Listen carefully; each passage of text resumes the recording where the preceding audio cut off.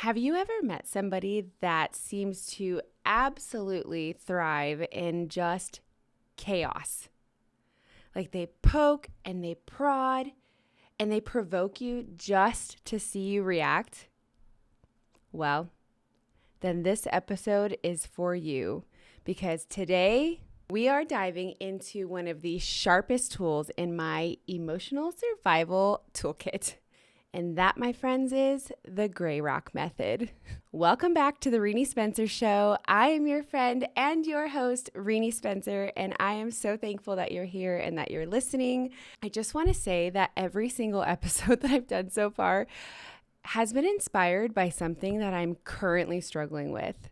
And like every episode, I swear, is just like a message from God. It's like, you need to work on this. So you need to research this so that you can help other people. And it's like a therapy session all in itself because I learned so much researching these topics, like things that I thought I knew, I don't actually know at all, ways that I've communicated. I mean, even yesterday, I could have gray rocked and instead I reacted. And doing more deep diving today into my episode, I'm like, holy shit, I could have used this yesterday, but did I? No. So thank you for being here. Thank you for allowing me to help you while helping myself, because this is all that this is. I am not a therapist. I am not licensed in any way. I am just a struggling human being trying to survive in this chaotic world, trying to heal, and I don't want to do it alone. So that's why I started this podcast. It's me and you against all of the chaos. So grab your coffee, grab your journal, or put on your favorite walking shoes and let's dive in. If you're listening, I want you to visualize something. And if you're watching, you're going to see that I am holding this dull, boring, ugly gray rock. It has no shimmer, no sparkle. Quite frankly, it has zero excitement. It's pretty dang ugly. It's just, well, here. Neutral and quite frankly, just really boring. And this rock right here, this is the whole vibe of the gray rock method. The gray rock method is literally becoming so emotionally uninteresting to the person who feeds off of your emotional reactions. It's about choosing not to engage, not to react, and not to give them what they want, which is you spiraling. This amazing method was created by a writer by the name of Skylar in 2012. She came up with this while dealing with narcissists, emotional abusers, and manipulators. And the concept is quite freaking amazing. It's simple and it's powerful. And her main idea behind this is if you can't go no contact, then go no reaction. Be boring, like this gray rock that I'm holding in my hand. And the whole idea is when you're no longer fun to mess with anymore, they tend to lose interest. My idea on this is like you are literally unplugging the power cord from their little emotional drama machine. No power, no show. I love it. So if you are trying to protect your peace while dealing with those people who are completely emotionally draining, I'm telling you, put this in your pocket because this is going to be your new best friend. And let me give it to you straight, okay? I wish I would have used this more when I was in contact with my mom. It would have saved me so many World War IIIs, okay? So many. This woman knew exactly which buttons of mine to push. She knew if she just poked and poked and poked and poked, I would eventually just be set off. And you know what? I fell for that trap every single time. I always took the bait. I'd argue, I'd defend myself, I'd scream, I'd yell. I mean, you name it. And for what? Nothing ever changed. Her behavior never changed. She never saw things my way. I could be right. And I could be screaming it through my teeth. And And none of that mattered. If anything, all it did was completely escalate everything and leave me emotionally drained. I mean, it would take me days to recover. And what I didn't realize is I was pouring gasoline on a wildfire every single time I reacted. And if I would have known the gray rock method, holy hell, I would have saved myself so much time and so much pain. I didn't need to justify myself to someone who was determined not to listen. I needed to disengage. And that is the power of this method. The guilt-tripping parents who throw you emotional curveballs. The ex that you have to co-parent with that constantly wants to push your buttons, especially at drop-off and pickup. The coworker at work who keeps stirring the pot, or that family member who never ceases to completely ruin Sunday dinner. Cutting these people off, it's not always on the table, right? That's where this method will help you hold your ground instead of losing your freaking mind. But you know what the hardest part about all of this and dealing with someone who is so toxic and people who are just draining and being super reactive? You have to be accountable for your part in your own pain. And here's the moment that literally will shift everything for you. You have to realize and accept that you've been playing into their toxic game. You have fallen for it every time. Every reaction, every emotional outburst, every explanation. It's fuel for their fire. But silence, oh baby. Silence flips the whole freaking game. And this is where you stop playing checkers and you start playing chess. And then suddenly, through all of this, you're no longer reacting. You're choosing to respond. And can't you feel how much better that control feels? Like you are now taking ownership and control back of your life and of your triggers and of your responses.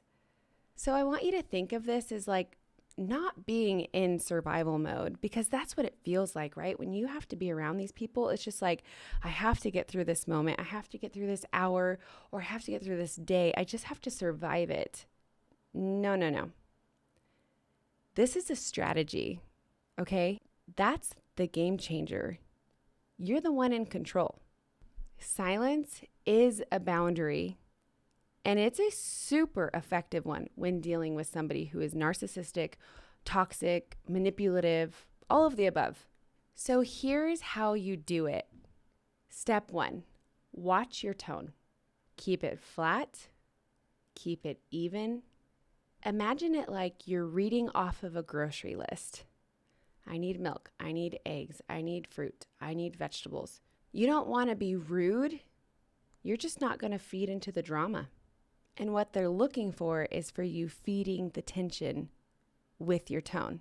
And alongside of that, learn to slow down. Speak slowly and calmly. There's no need to soften or sweeten your words. Just stay grounded and monotone. Your voice should sound disinterested, but not disrespectful. Okay, step 2, your body language. Because your tone can be monotone, but your body language could say everything you're feeling, along with your facial expressions. So step 2, keep your face calm. Imagine your whole face just got Botox, okay? No over-the-top reactions, no wide eyes, no eye rolls, no one eyebrow up. I have a sister who speaks with just her eyebrow. She could say one thing and we all know she's lying because her eyebrow tells us what she's actually thinking. So watch the one eyebrow. Make sure your posture is relaxed and neutral. Unclench your jaw, relax your shoulders. Keep your arms resting at your side, or you can even cross them relaxed. You don't want it like super tight, crisscrossed, shoulders up tight, kind of like you're on the defense. Your goal here is to be unreadable. Watch your body language.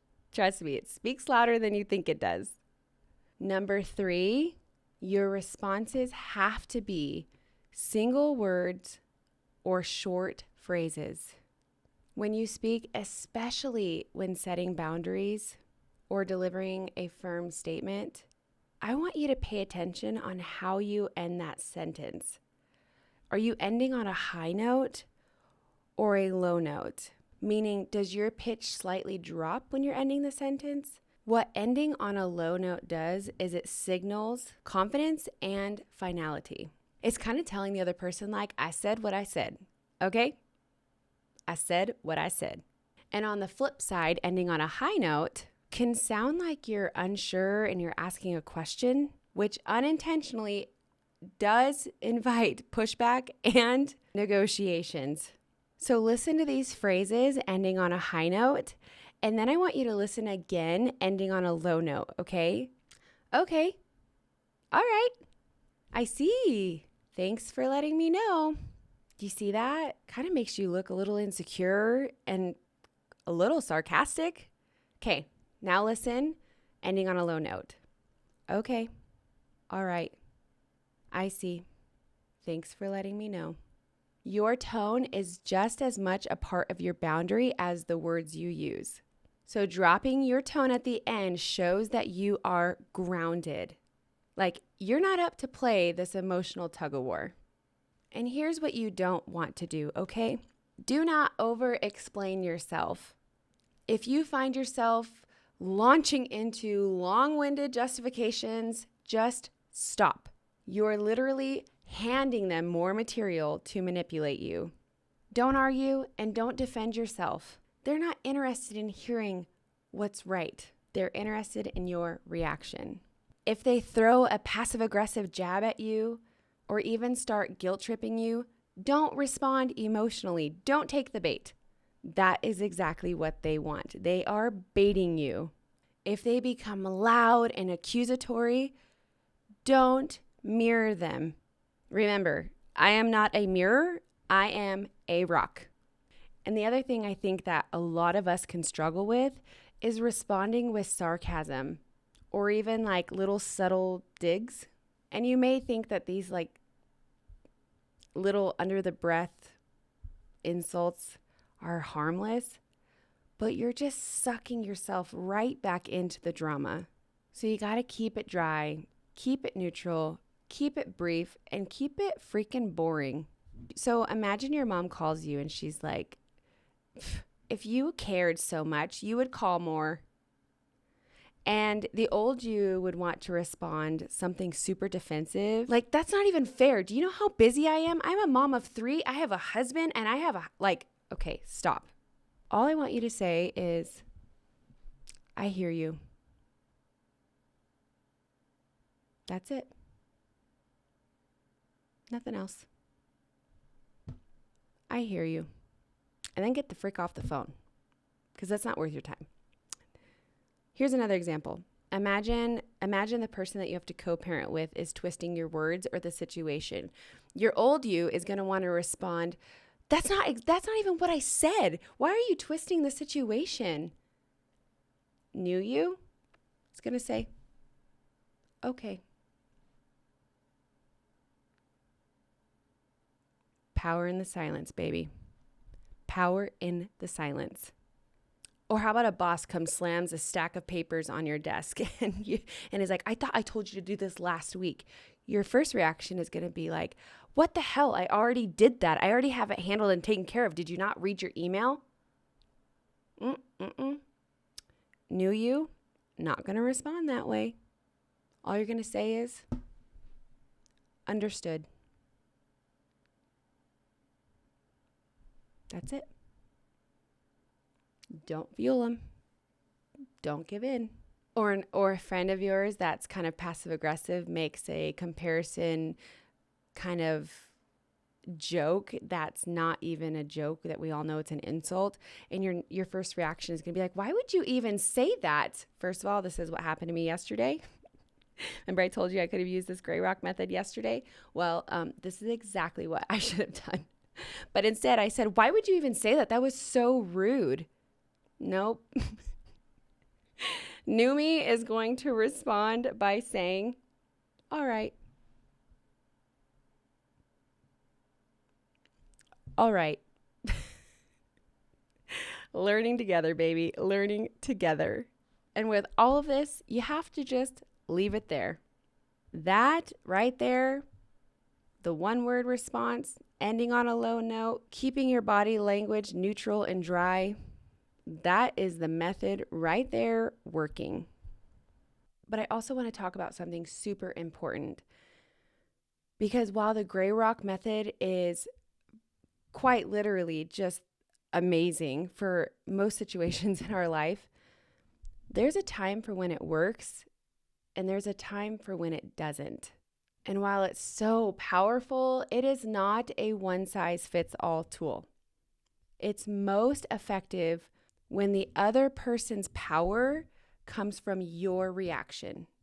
Think of narcissists, drama seekers, and manipulators, okay? If someone's goal is to make you feel so small by just kind of getting under your skin, the gray rock method will literally flip the script. But here's a situation where it doesn't work. This is super, super important, okay?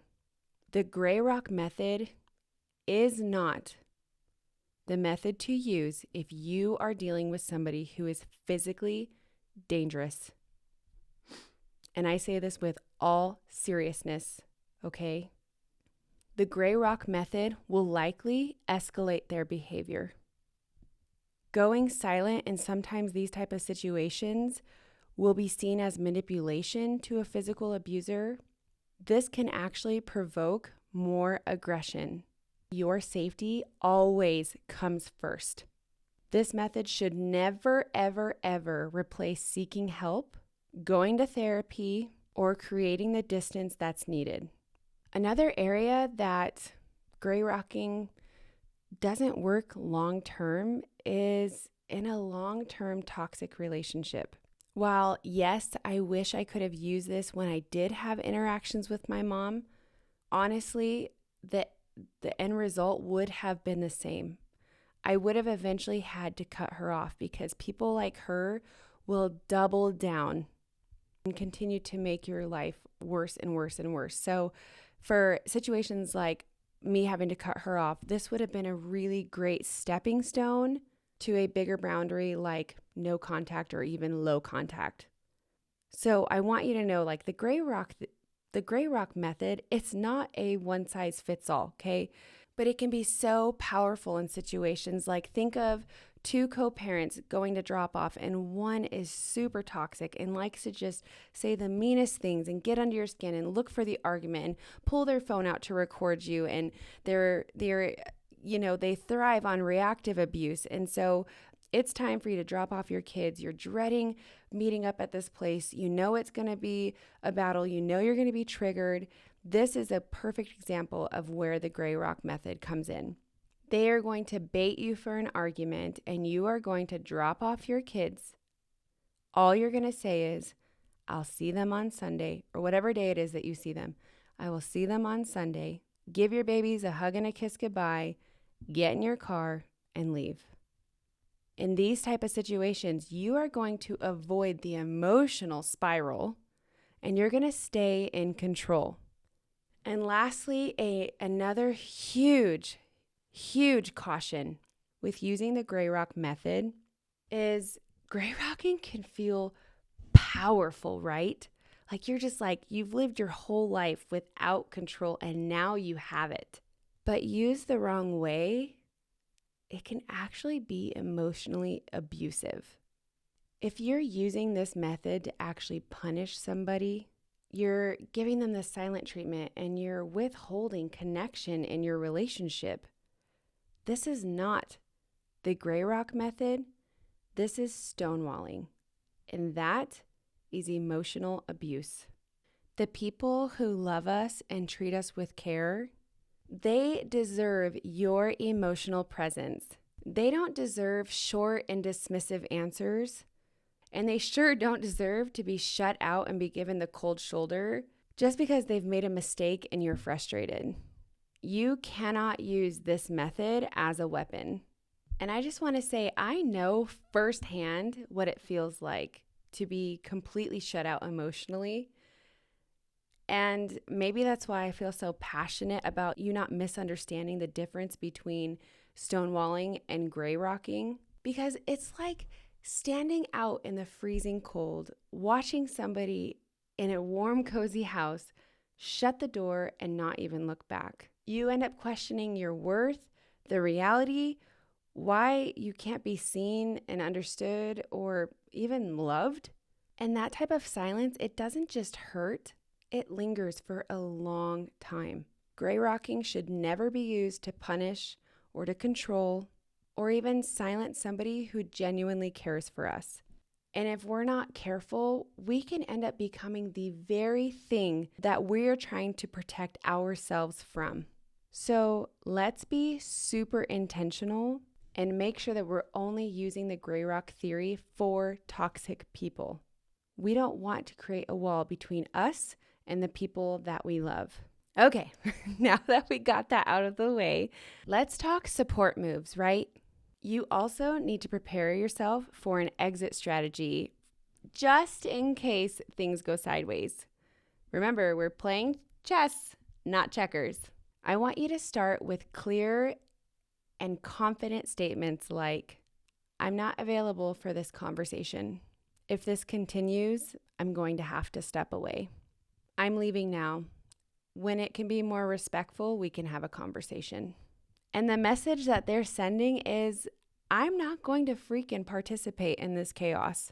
And yes, it's going to feel so awkward at first. You're going to be like, what the heck did I just say? And they're going to probably be triggered and they might scream and yell and curse you out. Remember, we're rocks, okay? Imagine the rock I'm holding in my hand. We're not mirrors. Let it be uncomfortable at first. Say it anyways. Every time you set these type of boundaries, the next time becomes easier and easier and easier. And honestly, protect your environment.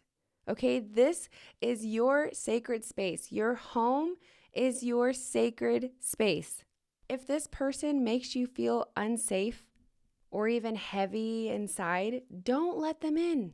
Okay, that front door, remember, that's the boundary. Meet them at a coffee shop, a restaurant that has lots of people around. Go to the park if they want to see your children. Maybe even the grocery store. And why do you want to meet them in a public place? Because when you control the setting, you control the exit. And I learned from personal experience that when I met the parent that I cut off at my house, you know what it ended in? Almost not being able to get her to leave. I had nowhere to escape to. I had nowhere to exit. It became World War 765 in my house, and I couldn't escape it. This gives you the control to leave at any time, and it gives you a sense of safety and empowerment, which we all need when we're dealing with these type of people. And I've said this probably 10,000 times now, but setting a boundary doesn't make you mean. It makes you healthy. You know what makes me mean is when I engage back and we end up in a massive blowout fight and I'm cursing my mother out. That makes me mean. Setting my boundary, it makes me healthy. And when you back your boundaries with action, like, I'm not going to be yelled at, so I'm going to leave if you continue to yell. And if they continue to yell and you back that up with your action and you get your ass up and you leave, that's when your boundaries actually stick. So back them up with action. Do what you say you are going to do. And this will give you confidence for the next boundary that you set. And I know some of you are probably thinking, because I've had this exact situation happen, where you're just like, but Rini, if I become all quote unquote gray rock with this person and I just go completely numb, won't I start to feel just like completely disconnected from myself? Honestly, yeah, you can. And I remember the first time I felt that way. And I'm not going to lie, it messed with my head.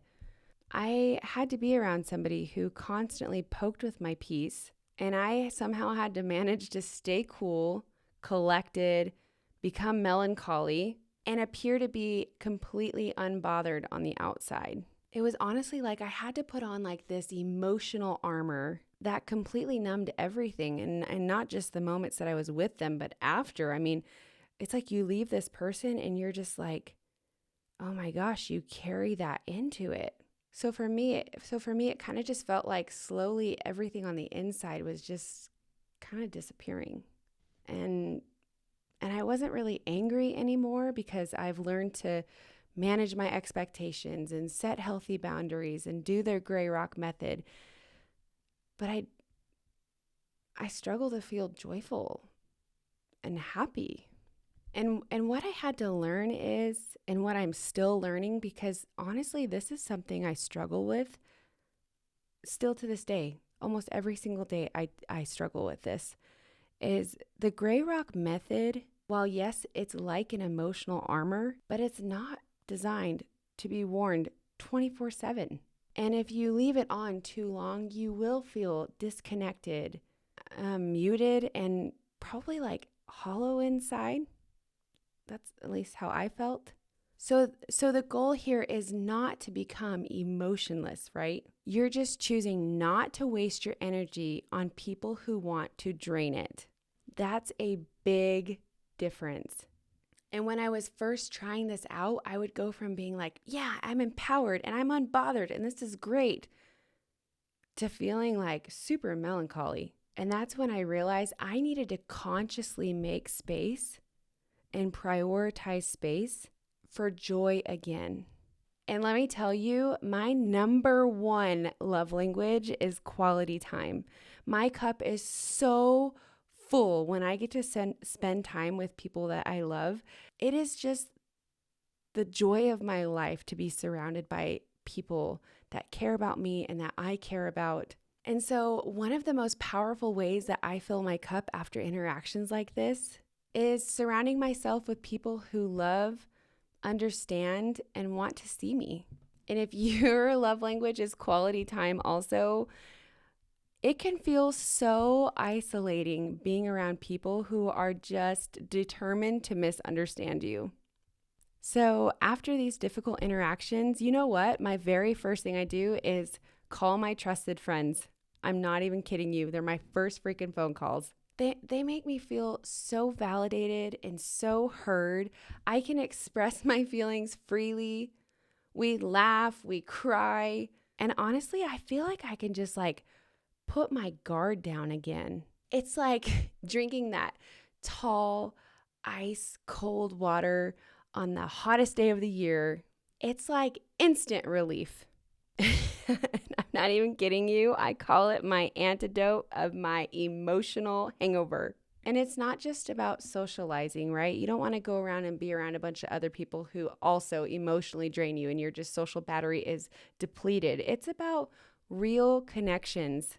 They just recharge my soul.